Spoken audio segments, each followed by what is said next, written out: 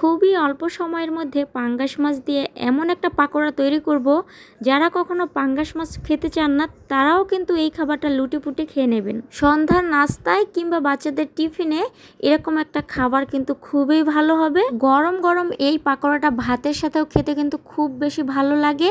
আজকে একদম খুবই সহজভাবে আপনাদের দেখাবো, যেন দেখা মাত্রই বাড়িতে তৈরি করে নিতে পারেন। চলেন তাহলে শুরু করা যাক। আমি এখানে প্রথমেই 2 পিস পাঙ্গাস মাছ নিয়ে নিলাম। আপনারা যে কোনো মাছই নিতে পারেন, তবে আমি পাঙ্গাস মাছ দিয়ে দেখাচ্ছি। পাঙ্গাস মাছ অনেকেরই পছন্দ না, এজন্য ভাবলাম এই অপছন্দনীয় মাছটা কিভাবে পছন্দ করানো যায়। যাই হোক, আপনারা যে কোনো বড় মাছ নিতে পারেন। একটু লবণ দিয়ে আমি কিন্তু সেদ্ধ করতে দিয়ে দিলাম 6-7 মিনিটের মতো। তারপর কিন্তু 6-7 মিনিট পর কিন্তু আমি তুলে নিলাম। শুধুই কিন্তু লবণ দিয়ে সেদ্ধ করে নিতে হবে। যাই হোক, এরপর কিন্তু মাঝারি সাইজের 3টা আলু নিয়ে নিলাম। আলুটা ভালোভাবে ধুয়ে নেওয়ার পরে কিন্তু আমি সেদ্ধ দিয়ে দিলাম। আলু এদিকে সেদ্ধ দিতে দিতে কিন্তু মাছটাও ঠান্ডা হয়ে গেল। আমি কিন্তু এখন মাছটা একদম ভেঙে নেব। মাছটা কিন্তু মাঝখান থেকে ভেঙে মাঝখানের যে কাটা থাকবে সেটা ফেলে দেব, আর পাঙ্গাস মাছের পাশে যে একটা চামড়া থাকে সেটাও কিন্তু আমি ফেলে দেব। এভাবে করে আমি মাছগুলো কিন্তু ছাড়িয়ে নিলাম। মাছগুলো ছাড়িয়ে এক পাশে রেখে দিলাম, আর এদিকে কিন্তু আলুটাও সেদ্ধ হয়ে গেল। আলুটা আমি কিন্তু ম্যাশ করে নিলাম। এখানে মনে রাখবেন, যতটুকু মাছ নেবেন ততটুকুই কিন্তু আলু নেবেন। সেই পরিমাণ বুঝে কিন্তু আলু আপনারা সিদ্ধ দিবেন। এরপর কিন্তু বেশ কিছু দিয়ে দিলাম পেঁয়াজ কুচি। এখানে আমি 1 বাটি পেঁয়াজ কুচি দিয়ে দিলাম।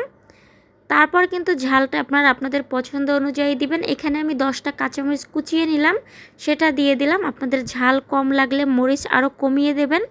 এরপর 2 চামচ আদা আর 2 চামচ রসুন বেটে নিলাম, তাই দিয়ে দিলাম। ভাজা জিরার গুঁড়ো দিয়ে দিলাম 1 চামচ। চাইলে এখানে কাঁচা জিরা বাটাও দিতে পারেন। ধনিয়ার গুঁড়ো দিয়ে দিলাম 1 চামচ। এরপর যেহেতু আমার ঝাল পছন্দ, আমি আরও 1 চামচ লাল মরিচের গুঁড়ো দেব। আপনারা এটা না চাইলে নাও দিতে পারেন। স্বাদ মতো দিয়ে দেব লবণ। লবণটা একটু কম দিতে হবে প্রথমেই। তারপর কিন্তু এখানে আমি লেবু দিয়ে দিলাম। এখানে 2 চামচের মতো লেবু দিয়ে দিতে হবে, তাই আমি 2 টুকরো লেবু কিন্তু চিপে এখানে রসটা দিয়ে দিলাম। মশলাগুলো তো দেওয়া হয়ে গেল এক এক করে।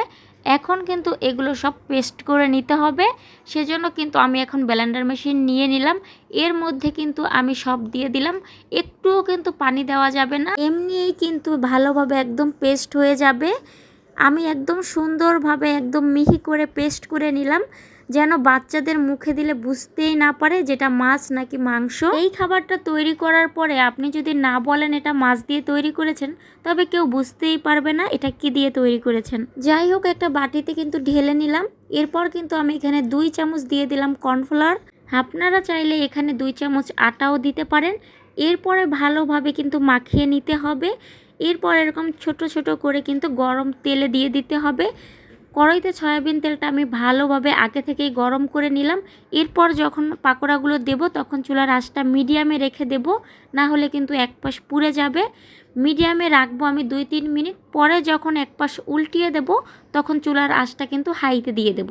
তাতে করে ভিতর এবং বাহির দুটাই কিন্তু একদম মুচমুচে করে ভাজা হবে। এভাবে করে কিন্তু আমি পাকোড়াগুলো ভেজে নিলাম। এই পর্যায়ে কিন্তু আমি পাকোড়াগুলো তুলে নেব। কালারটা খুবই সুন্দর আসছে। এখন কিন্তু পরিবেশনা করব। সুন্দর করে প্লেটটা সাজিয়ে নিলাম। তৈরি হয়ে গেল কিন্তু আমার পাঙ্গাস মাছের পাকোড়া, যা খেতে কিন্তু দুর্দান্ত স্বাদ। একবার অবশ্যই বাড়িতে ট্রাই করবেন। ভালো লাগলে অবশ্যই কিন্তু কমেন্ট করে জানাবেন।